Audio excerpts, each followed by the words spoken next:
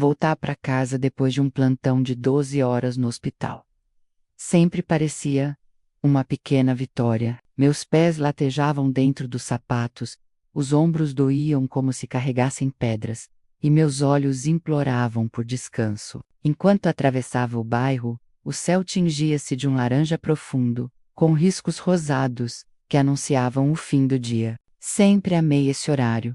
A rua tranquila, crianças já recolhidas, os vizinhos guardando os carros nas garagens, e o cheiro de jasmim vindo dos jardins. Aquela cena costumava me dar paz. Uma sensação de que, apesar de todo o caos do hospital, eu tinha um lar esperando por mim. Mas, naquela noite, algo parecia diferente. Do portão. Notei de imediato. As cortinas da sala não estavam lá.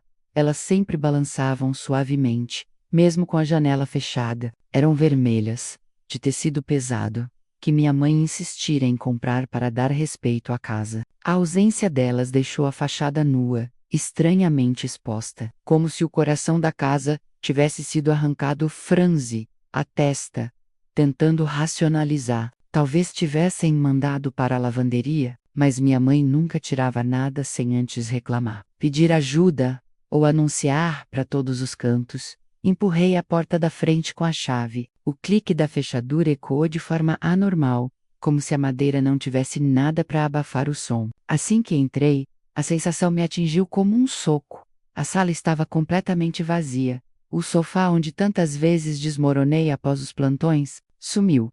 A estante com os porta-retratos da família, os livros do meu pai, os troféus escolares do Brandon, até o tapete gasto, onde o cachorro costumava se deitar, não estava mais lá. Dei alguns passos, e meus próprios movimentos reverberaram pelas paredes nuas. O eco denunciava o silêncio frio, que agora dominava cada canto. Era como entrar em uma casa abandonada a menos, mas aquela era a minha casa. O coração acelerou. Uma mistura de confusão e medo. Fui de cômodo em cômodo, e a cena se repetia.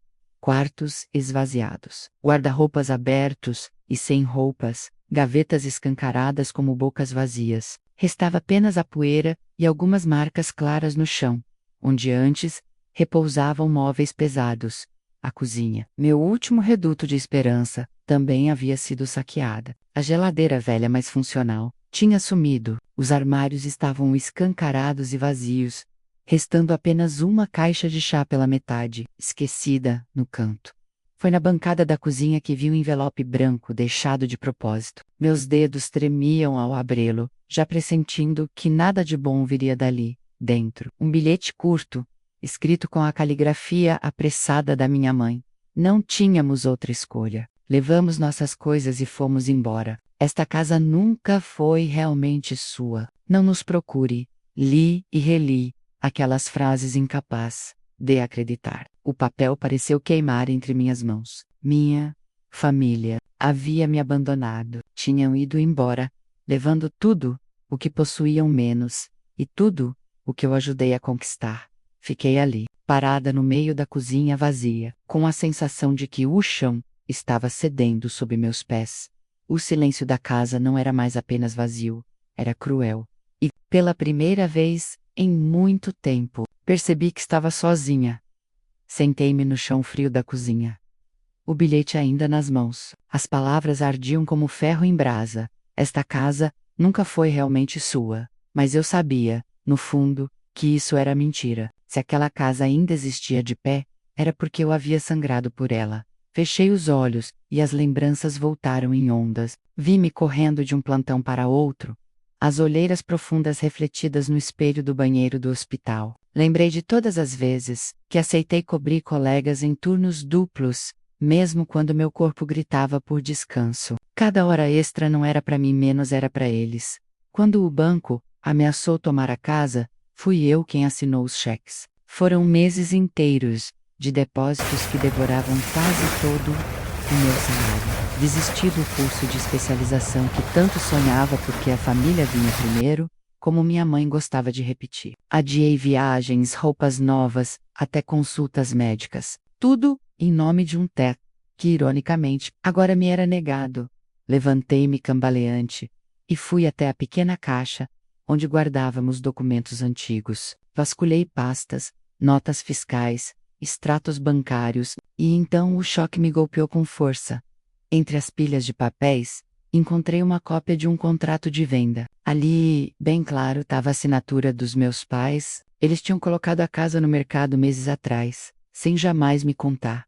Minhas mãos suavam, e o coração batia descompassado. Li cada cláusula, cada linha. O detalhe mais cruel, o campo da minha assinatura estava vazio. Eles tinham feito tudo por baixo dos panos. Como se eu fosse apenas uma hóspede temporária sem voz nem direitos, procurei respostas, mesmo sabendo que não encontraria nenhuma honesta. Peguei o celular e, por impulso, entrei no Facebook da minha mãe. E lá estava ela, sorridente, ao lado do meu pai e do Brandon, brindando com taças de vinho em um restaurante iluminado por letreiros de neon. A legenda dizia: Nova vida, novas oportunidades. Texas. Aqui estamos. Meu estômago revirou, enquanto eu me arrastava em corredores de hospital, apagando incêndios e segurando mãos de pacientes à beira da morte. Minha família comemorava a fuga. Tinham me deixado para trás, não apenas sem aviso, mas com uma crueldade planejada. Passei os dedos pela tela, vendo foto após foto, malas alinhadas, aeroporto, hashtags de recomeço e família unida. Família unida, exceto por mim, a peça descartável que bancara o espetáculo até o último ato. Um nó se formou na minha garganta, mas nenhuma lágrima caiu. O choro teria sido um alívio, e eu não podia me dar esse luxo. O que brotava dentro de mim não era tristeza, menos era raiva. Senti a fúria crescer em silêncio, como um vulcão prestes a explodir. A casa vazia ao meu redor deixou de parecer um túmulo e passou a ser um campo de batalha. Se eles acreditavam que poderiam me apagar da história, estavam prestes a descobrir que subestimaram a pessoa errada enquanto caminhava pela sala vazia. Cada passo me lembrava um pedaço da minha vida que havia sido arrancado sem aviso. Mas no fundo, talvez eu não devesse estar tão surpresa. A história da minha família sempre foi escrita em linhas tortas, e eu, desde cedo, ocupei o papel que ninguém queria, a filha responsável. Minha mãe repetia com orgulho que Brandon era o coração da família. Ele podia chegar atrasado, mentir descaradamente, gastar mais do que tinha menos. Ainda assim, era defendido com unhas e dentes. Já eu era o apoio, aquela que estudava, que trazia boas notas, que não dava trabalho, mas nunca ouvi elogios, nunca fui celebrada. O máximo que recebia era a cobrança silenciosa. Você sabe que precisamos de você.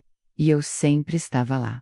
Quando Brandon foi expulso da faculdade por faltas, adivinhe quem ajudou a pagar a matrícula da próxima. Quando ele enfiou dinheiro em um negócio de carros usados que faliu em menos de 6 meses, quem assumiu as contas atrasadas da casa para que meus pais não perdessem tudo? Eu, sempre eu, fui vasculhando mais papéis que encontrei a confirmação do que já desconfiava. Um recibo de transferência em nome do Brandon, com o valor exato da herança da vovó Rose.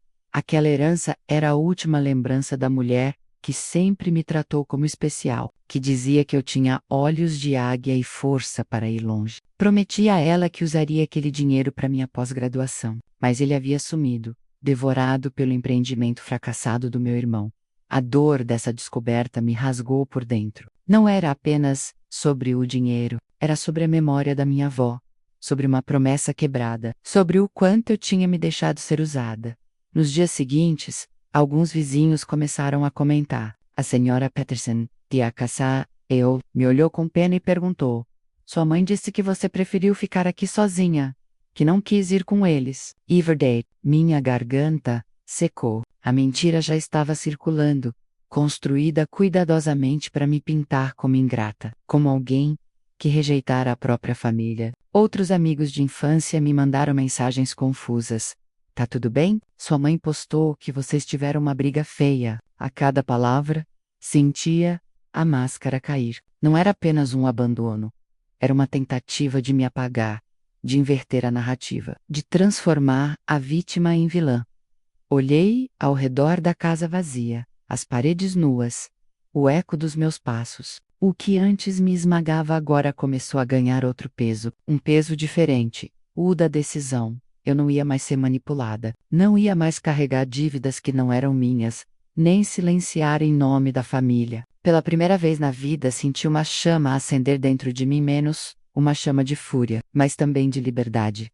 Eles tinham me deixado sozinha. Pois que assim fosse, sozinha eu era, mas sozinha eu aprenderia a lutar. Passei noites inteiras sem conseguir dormir, deitada no colchão inflável que um vizinho bondosamente me emprestara.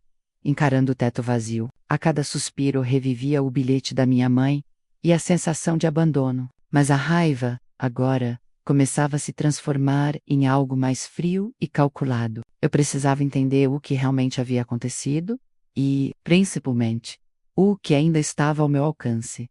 Voltei à caixa de documentos, aquela que sempre ficava esquecida no fundo do armário. Revi contratos, recibos, notas fiscais. Foi então que encontrei um envelope pardo, amassado pelos anos. Dentro dele repousava um documento que me fez prender a respiração.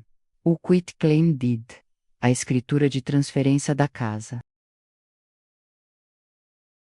Meus olhos percorreram cada linha com atenção febril. Ali estava o meu nome, escrito em tinta azul. Eu era a única proprietária legal daquela casa. O detalhe que minha família tinha esquecido, ou, talvez, subestimado. A memória daquela noite me veio clara, quase como um filme. Minha mãe havia me pedido para assinar uns papéis temporários, só para ajustar os impostos, dizendo que depois tudo voltaria ao normal. Eu já desconfiava, mas fingi inocência. Lembro de como segurei a caneta, olhei para ela e disse: "Claro, mãe, se é para ajudar." Só que, antes disso, um advogado, amigo da senhora Patterson, havia me orientado. Coloque o imóvel no seu nome. Não confie cegamente. Eu nunca contei a ninguém, nem mesmo a mim mesma, o quanto aquela decisão me pesava. Mas agora finalmente entendi. Aquela assinatura, escondida sob a máscara da obediência, tinha me salvado. O alívio foi quase físico. A casa era minha. Não importava quantas malas eles tivessem levado, quantas mentiras tivessem espalhado no Facebook, ou quantas vezes me pintassem como ingrata. Legalmente eu estava de pé. No dia seguinte, ainda atordoada, contei a novidade para uma colega do hospital. Ana. Estávamos tomando café no intervalo quando deixei escapar. Eles levaram tudo, mas a casa continua no meu nome. Ela sorriu com firmeza, colocando a mão sobre a minha. Então você já venceu, mesmo que ainda não saiba. Mais tarde, encontrei a senhora Patterson cuidando do jardim. Ao ouvir a história, ela tirou as luvas de borracha e me abraçou com força. Sempre achei que havia mais em você do que eles queriam mostrar. Não se deixe enganar, querida. Essa casa é sua, e a sua vida também. Aquelas palavras me penetraram fundo. Por muito tempo, eu havia acreditado que não tinha voz, que era apenas uma extensão das vontades da minha família. Mas agora, com o documento em mãos, e com um inesperado apoio de quem menos esperava, percebi que não estava completamente sozinha. Era minha primeira vitória. Pequena, talvez, mas para mim, foi o início de uma virada silenciosa, a prova de que eu podia resistir. Depois de descobrir que a casa estava legalmente em meu nome, algo dentro de mim mudou. O peso do abandono ainda me esmagava, mas já não era mais paralisante. Em vez de me sentir vítima, comecei a enxergar uma possibilidade: reconstruir, não apenas as paredes vazias, mas também a minha própria vida. No primeiro fim de semana, chamei um chaveiro. Assistir às antigas fechaduras, sendo removidas e substituídas por novas, foi como respirar ar fresco depois de anos, presa em um quarto abafado. Aquela casa já não era território deles, era meu. Poucos dias depois, com parte do meu salário, instalei um sistema de segurança simples, mas eficiente. Cada câmera, cada alarme, era como um tijolo extra no muro invisível que eu erguia entre mim e o passado. O apoio não demorou a aparecer. Ana, minha colega do hospital, apareceu em um sábado com um carro cheio de caixas. Dentro delas havia panelas usadas, roupas do cama, e até uma poltrona confortável que pertencia à tia dela. Você precisa de um canto para descansar, disse, empurrando o móvel até a sala. Outros colegas trouxeram pequenas contribuições, um micro-ondas, uma mesa antiga, alguns pratos. Era como se cada objeto carregasse não só utilidade, mas também carinho, solidariedade. E havia a Sra. Patterson. Aquela mulher de cabelos grisalhos tornou-se um pilar inesperado. Chegava sempre com algo nas mãos. Uma torta, uma jarra de limonada, ou simplesmente palavras firmes. Não se preocupe, querida. Ladrões só levam coisas. O que é seu de verdade, eles não podem roubar. Aos poucos, o vazio da casa começou a ser preenchido, não com luxo ou ostentação, mas com sinais de vida. Decidi pintar os quartos. Escolhi tons claros, que refletissem a luz e apagassem as sombras do passado. Cada pincelada era um gesto de posse, uma afirmação silenciosa. Este espaço agora é meu. Removi todas as fotos antigas que ainda restavam. Aquelas em que minha mãe sorria com orgulho falso, ou em que Brandon exibia medalhas que nunca mereceu. No lugar delas, pendurei lembranças que eram só minhas. Uma foto com colegas de trabalho, um pôster que comprei ainda adolescente. E, acima de tudo, a minha licença de enfermeira. Coloquei-a no exato lugar onde antes ficava o retrato dos meus pais. O simbolismo não me escapou. Ali estava a prova de que minha vida era fruto do meu próprio esforço. Numa noite silenciosa, deitei na poltrona que Ana me dera e observei a sala. Ainda simples, ainda meio improvisada, mas já com cheiro de lá. Pela primeira vez em muito tempo, senti uma paz genuína. Sussurrei para mim mesma, quase como um juramento. Pela primeira vez, esta casa é só minha.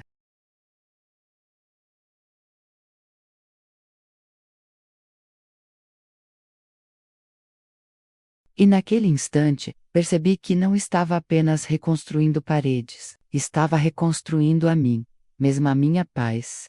Requiem, descoberta não durou muito. Mal comecei a sentir que a casa era minha, as tentativas de manipulação começaram. Primeiro vieram as mensagens no celular. Minha mãe enviando áudios chorosos, dizendo que tudo não passava de um mal-entendido. Você sabe que a família é tudo o que temos. Sua voz choramingava menos. Precisamos de você. Sempre precisamos. Em seguida, o tom mudou. O meu pai começou a ligar, insistentemente, cada chamada mais agressiva que a anterior. Não seja egoísta menos, ele dizia, com aquela firmeza autoritária de sempre. Divida o que é nosso por direito. E Brandon, o eterno filho de ouro, me mandava mensagens longas, recheadas de acusações. Chamava-me de ingrata, de fria do álbum kill. Só pensava em si. Era quase cômico se não fosse tão cruel. Não satisfeitos com os ataques diretos, levaram a guerra para as redes sociais. Vi, com uma mistura de incredulidade e raiva, a postagem da minha mãe no Facebook, uma foto da família reunida no Texas, legenda em letras maiúsculas. Nossa filha nos abandonou e agora tenta nos tirar tudo. Mas seguiremos fortes, unidos como sempre fomos. Os comentários se multiplicaram. Alguns amigos dela desenfermados mandavam mensagens de apoio. Outros conhecidos me procuravam em particular, confusos, tentando entender. A narrativa deles estava sendo cuidadosamente montada e eu era a Vaila, eles as vítimas. Como se não bastasse, um tio distante apareceu de surpresa em minha porta. Nunca havia demonstrado interesse real por mim, mas agora parecia inflamado com uma missão. Escuta aqui. Menina menos disse sem cerimônia, essa casa não é só sua, você tem que dividir, seja justa com a sua família. Engoli a raiva e o medo, respirei fundo, e apenas respondi, se é assim, peça para eles mostrarem quem pagou cada conta atrasada. Quem salvou essa casa do banco? O silêncio dele foi a única resposta verdadeira. Poucos dias depois, recebi uma ligação inesperada de alguém do meu passado. A ex-namorada do Brandon. Hesitante, ela pediu para me encontrar. No café, deslizou o celular pela mesa e me mostrou uma série de mensagens que ele havia trocado com ela meses antes. Nelas, Brandon descrevia o plano de vender a casa às escondidas, zombando da minha ingenuidade e prometendo à mãe que eu nem perceberia, até ser tarde demais. Meu sangue ferveu. Aquilo não era apenas abandono, era uma conspiração, uma traição planejada com frieza, enquanto eu trabalhava noites inteiras para sustentar todos. Naquela noite, sentei-me na mesa recém-instalada da cozinha. Coloquei diante de mim todos os documentos, recibos de pagamentos que eu havia feito, extratos bancários, cópias de transferências, o contrato de venda assinado sem minha presença, a carta cruel de despedida. E agora, as mensagens que confirmavam o plano. Organizei tudo em uma pasta. Não era apenas papel, era a prova da minha verdade. Era o meu escudo contra as mentiras. E, enquanto fechava a pasta, pensei: eles abriram a guerra. Mas desta vez, eu estava preparadão. O dia estava abafado. O ar pesado de uma tempestade, que parecia prestes a cair. Eu acabara de chegar do hospital quando ouvi batidas fortes na porta. O som não era de quem pedia licença, mas de quem exigia entrada. Abri com cautela, e lá estavam eles menos meu pai, minha mãe e Brandon. A imagem me atingiu como um soco. Derrotados, roupas amassadas, olheiras profundas, não eram mais a família que posava sorridente nas fotos do Texas. Eram náufragos, sem porto, filha. Minha mãe começou, com a voz embargada, lágrimas escorriam pelo rosto, mas percebi o teatro conhecido. Estamos sem nada. Precisamos de você, meu pai, sempre firme. Tentou se impor. Você sabe que esta casa pertence a todos nós. Não adianta se apegar a papeladas. Família é mais forte do que isso. Brandon explodiu, você destruiu tudo. Se tivesse cooperado, estaríamos bem agora. Sempre foi egoísta. Sempre quis ser a mártir da história. Senti um nó subir pela garganta, mas não cedi. Respirei fundo, caminhei até a sala e, com calma, trouxe a pasta onde havia guardado cada prova. Coloquei-a sobre a mesa da varanda, bem à vista, porque já havia alguns vizinhos parados nas calçadas, curiosos com a cena. Querem falar de egoísmo? Então vamos falar de fatos. Abri a pasta e retirei os documentos, um a um. Aqui estão os recibos de cada conta que eu paguei, para que o banco não tomasse esta casa. Aqui estão as transferências que fiz, para cobrir dívidas do Brandon. Aqui está o contrato que vocês assinaram pelas minhas costas.